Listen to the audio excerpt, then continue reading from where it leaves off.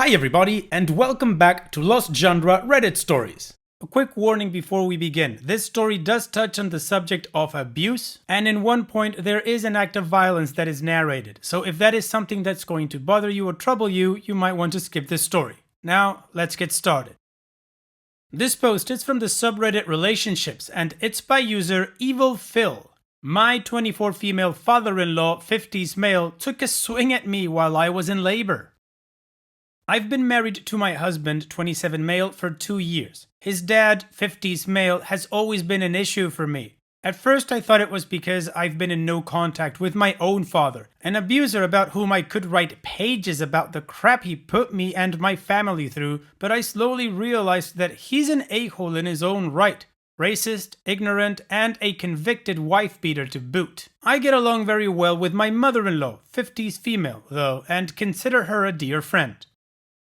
We had our first child this past month. My daughter is perfect. From the moment I found out about her, she became my heart. My husband and I were absolutely and completely besotted, even before she was born. No one except our moms knew for the first 3 months. I have a history of pregnancy loss, and he took this personally, citing my issues with men to my husband. Even to the point of my father-in-law telling my husband that the real reason we didn't want to find out about the sex of the baby was because if it was a boy, I'd probably terminate it, which I would never do. Side note, I'm extremely close to my stepdad, brother, and many other male relatives and have no issue with men, just abusers, regardless of sex.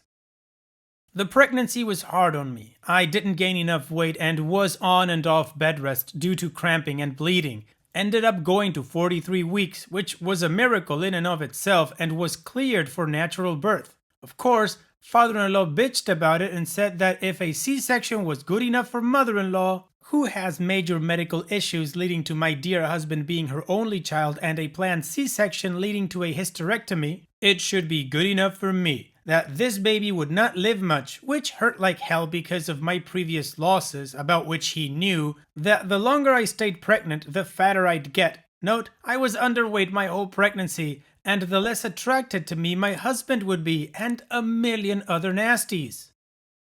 I finally went into labor 3 weeks ago, unmedicated, in a hospital but with a midwife. Was long and horrible and one of the best choices I've ever made. About 13 hours in, father-in-law and mother-in-law decide to burst in. Nope. I've told the hospital not to let anyone in. I don't want my own father and stepmother even knowing about my daughter, let alone coming to the birth. I flipped out and let him have it. Maybe it was being 13 hours into labor with an 11-pound baby. Maybe it was just the piles of horrible abusive crap he's been shoveling onto me, my husband, and my mother-in-law for as long as any of us have known him, but I completely lose it. I tell him to get his abusive ass out, telling him that nothing is coming out of my lady bits with him in there, so if he wants to meet his grandbaby, he needs to scram. It was basically the sort of yelling you'd expect from a woman 13 hours into labor who is faced with someone she deeply dislikes but tolerates for her husband's sake. Anyway, he turns purple and goes at me. He even raised his hand before he realized where he was. My husband grabs him and puts him in a chokehold. Husband has a good 50 pounds and 6 inches on him. I think my husband would have killed him if hospital security hadn't taken him out. With just my husband, mother, and mother-in-law in the room, the baby came within 2 more hours, after interventions. The stress from the encounter caused my daughter to go into distress, and myself to completely panic and shut down. The opposite of what was needed in labor, in short. So, what do I do now? What do we do now? I want to go no contact, but that would mean losing contact with my mother-in-law, with whom I get along well, and my husband losing his parents. Plus, my daughter never knowing any grandparents but my mom due to my dad not being in my life. What do I do now? Well, OP, the first thing I'd do is press charges against this man. I mean, you need to make sure he doesn't get near your daughter or you ever again. Honestly, no contact would be like the minimum of things that you need to do. And I'd think your husband should totally back you up. I'm sorry that this might mean you never get to see your mother-in-law again. Hopefully you can. Hopefully she can, I don't know, get away from him or something at some point and go visit you guys or something like that, or meet at a cafe or something. I would think there's always a workaround for that, but the important thing is keeping your child safe, and she doesn't need a man like this in her life at all. Focus on your daughter, focus on your family, and get this guy out of your life. I'm sure that if your mother-in-law is as awesome as you say she is, she will absolutely understand and actually encourage the no contact with him. And what do you guys think about this whole thing? What would you do if you were in OP's shoes? Let me know in the comment section, and now let's move on to the community comments to see what they said. MM172 says, your daughter does not need a grandfather who put her life in danger before it had officially begun. If your husband wants to maintain his own relationship with his dad without involving the rest of you, or your mother-in-law wants to, and can, see you without her husband, that's up to them. But you are 100% entitled to no contact, and your daughter's safety needs to be protected. If anyone does not understand why you are putting your foot down, you probably need to reassess their continued presence in your life as well. Or if that's not an option, it asks your husband, although it sounds like he's going to be on board, go to counseling to discuss what healthy boundaries look like and why father-in-law can't be trusted to respect them. Deleted says, go no contact with father-in-law. If mother-in-law decides that means no contact with you and her son, that is her choice, not yours. She can arrange to meet with you when you're out on her own. She can have you over when there's no chance of father-in-law being home. If she chooses to go no contact with you and your husband, that's not on you. Your daughter should not know your father-in-law. She's not missing out on anything healthy or good. She's not going to be psychologically scarred by not seeing this one relative. She might be very well psychologically scarred by being around an abusive a-hole. And OP responds, I know this. I know. Having grown up with an abuser, I absolutely agree with you. But I just don't want my daughter or husband to suffer because of this. Zeldias says, you are failing yourself by continuing to allow this guy in your life, and you will be failing your daughter if you allow him in hers. That's really all there is to it. You're waffling about a sexist, racist abuser hanging out with your daughter, learning crap from this guy, learning about relationships and how people should behave from a racist, sexist abuser. Why are you putting up with this crap? Why is your husband? Don't be a fool, be a decent parent and treat yourself and your kid better. You know where to go, you're just being wimpy about it. That's okay, because wimpiness is something everyone goes through. Just be for real with yourself and take steps to protect your effing family. Additional information from OP's comments. He's always been like this. Domestic abuse is multiple charges over several years of my dear husband's childhood. Basically, until my dear husband was big enough to protect himself and his mom. I worry though that I'm too easy with no contact just because I've done it to my own dad. He shrugs his dad off as joking a lot of the time or just filters it out. He's checked out a lot of the time. When it got physical though, he snapped into action. I've never seen him protect me like that before, but his dad has never gotten physical with me though. The fact that he could physically stand up to the men who abused him as a child, it's not something I could do with my own father. I just know my husband will give in if he thinks it will make me happy, and I don't want him to suffer because of that. No contact is hard. I know, I've been there. Part of me wants father-in-law arrested, but I know that no one will say yes to that. Also, we live in a 3-strike state. He already has 2 strikes against him. And if I press charges, he's going to prison for sure. Now, he's only convicted and served time twice for it, but he was arrested many times for it. My mother-in-law dropped charges. The 2 times he was charged and convicted were due to it being against my dear husband, who was a minor at the time. Physical abuse in their household stopped as soon as dear husband was big enough to defend himself and his mother. Now, here's the problem for us if we press charges and put him away for good. I couldn't do that to my mother-in-law. Unfortunately, he's all she has, besides my husband. My mother-in-law is a paraplegic. He financially supports her and needs help getting around. I'm very conflicted right now. I don't want my daughter to know him. I don't want him in my life, but I don't want my daughter's birth to mean her grandfather dies in prison. We've said to him that we don't want him around me or our daughter after this. He ignored it and showed up with my mother-in-law. My dear husband physically blocked their entry. Mother-in-law's been by a few times after. He has not. Even before she was born, we agreed she'd never be alone with him due to his temper. I've refused to be around him since a few months after dear husband and I started dating due to some of his comments towards me. I don't want my daughter to grow up in fear as I did, but I also don't want her missing out on her amazing grandmother. Is there any way to keep my mother-in-law in my life without him? I want him in the same box as my dad, stepmom, and their whole bunch. They know nothing, not even that I'm married. Alright, well, the community helped OP focus on what's important, keeping her daughter safe, and also said that maybe she should press charges. Then OP gave us the context as to why she's not doing that. In my opinion, she should still press charges and have that man thrown in prison, and see how she and her dear husband can help out mother-in-law when that man is gone. I don't know, maybe I'm just talking out of my ass because I'm not in that situation and I've never been in a situation like that, but I would think that having an abuser be gone from a household to be the better solution than to having him around because he's financial support for somebody. But yeah, that's just my ignorant opinion. Anyways, OP did give us an update, a very short and to the point update, so let's move on with that and finish this story. My husband actually approached me about this before I had a moment to talk to him. I've been a mess, to be honest, but you all are right. I know I have to cut my father-in-law out of my life, regardless of the cost.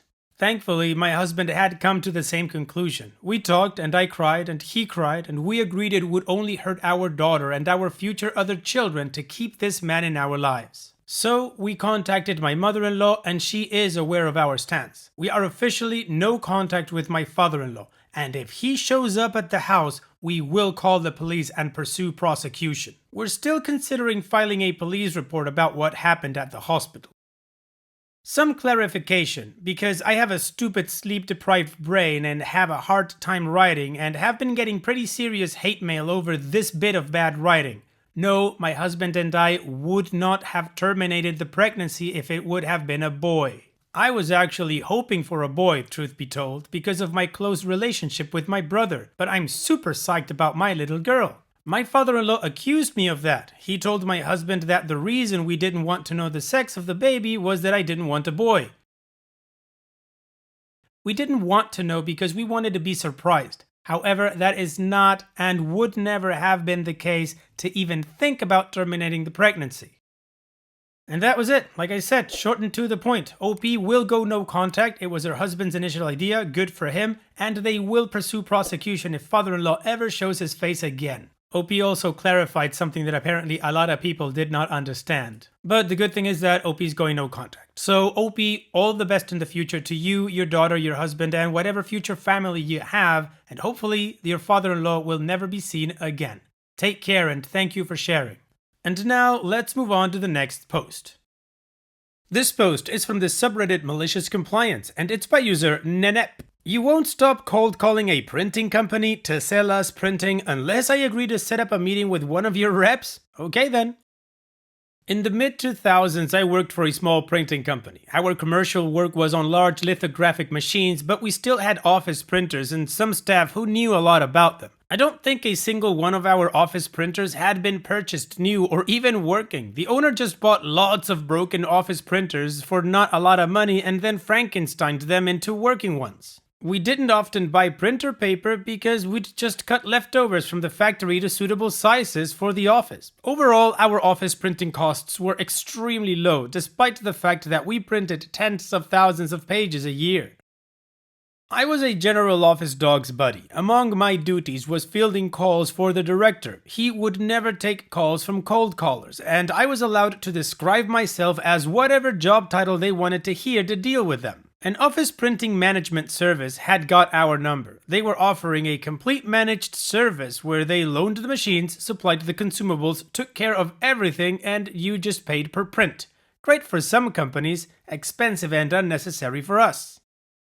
When they first started ringing, I kept telling them, sorry, we aren't interested, please remove us from your list, or we're a printing company, we don't need managed printing services, please take us off your list. This must have gone on for months, and I was getting annoyed that they wouldn't take us off the call list and started spending more time trying to explain to them why it was pointless and a waste for both our time to keep ringing. I explained the information above, but the caller was convinced he could save us money regardless of that. I guaranteed him he couldn't, as I doubted we paid more than a penny a page. Naturally, he didn't believe me. As far as he was concerned, if I was answering the phone, I was the office junior. No one important answers the phone. Who had no idea how much printing actually costs and was just too stubborn and or stupid to put him through to someone that mattered, and if he persisted eventually, he'd get through to the right person who would reward him with a juicy contract. This same conversation was had at least once a week for the next month or two. He was desperate to let me set up a meeting. Besides, he says he can take us off the list once he set up a meeting with a decision maker. Right, fine, sure, you can book a meeting for your reps, but I guarantee it will be a complete waste of their time. I scheduled them a meeting with the office manager, me, on a Friday afternoon when I'm the only one in the office, so I won't be too busy and it'll be a diversion. The reps arrive and I show them into the office. They are clearly thinking we spend a lot on printing because we have so many damn printers, and I gave them a rough idea of how much we get through in the office. They give me their enthusiastic spiel about all the advantages, focusing on the costs. They want to sit down with the figures and see what they can save us. Do I know what we spend at the moment? Here's the paraphrased conversation. How much we spend? Not completely sure. I think it's around 100 or 200 pounds a year. Nah, it'll be a lot more than that with the amount of printing you do. Is that just the paper? No, that's just ink and toner. He looks skeptical. Well, there's the paper too. To be honest, we mostly cut down the leftover paper from the factory, or sometimes suppliers give us a few cases for free. Okay, right. So what about the initial costs of the machines? If you average it out over the lifetime of prints rather than considering it just as capital expenditure, it can make up a significant portion of your printing costs. This photocopier, for example, it's a few years old now and you're looking at about £12,000 to replace it with a similar spec machine. So with our service, you can avoid that capital expense. Well, the owner buys them broken and repairs them. Most of the printers only cost a few quid, except the photocopier, which I think cost us £700. As even broken, they are expensive, and it took 3 broken ones to make that one a working one. Right, so when you need to replace it, I hazard to guess he'll do exactly the same thing. And the ongoing maintenance costs? Heh. Then there are the costs and lost productivity of downtime to consider. He is trailing off at this point. It's clearly part of his rehearsed spiel, but he can also see downtime isn't an issue when we bizarrely have more printers than computers. Finally, he says, "There's absolutely no point in us being here, is there?" Nope, I'm afraid not. That was repeatedly explained to the guy who set up the meeting, but he said your company won't stop cold calling until we agreed to a meeting, so here you are. Smiley face shrug. The reps agree it is a complete waste of time, have a bit of a frustrated laugh about the call center, and say it's not the first time they've been sent on completely pointless meetings because the call center folks get their commission based on the quantity and not the quality of the meetings they set up. They don't bother giving me their quote. I never heard from the company again. Well, it sucks for the reps, but in that case, the goals are not aligned. Quality and quantity. Thank you for sharing, OP. Awesome story. And it's that time that we've reached the end of the video. I hope you enjoyed today's stories. I really did enjoy reading them to you. So if you did, then don't be shy and go ahead and give the video a like. And don't forget to subscribe or even share this video with people that you might think will enjoy my storytelling. Also, if you have the time, go down to the video description and check out all the links I have for you, from our Discord community to my channel merch. And finally, I'd like to say thank you for watching. It really means a lot to me that you enjoy my videos. And having said all that, I'll see you guys in the next video.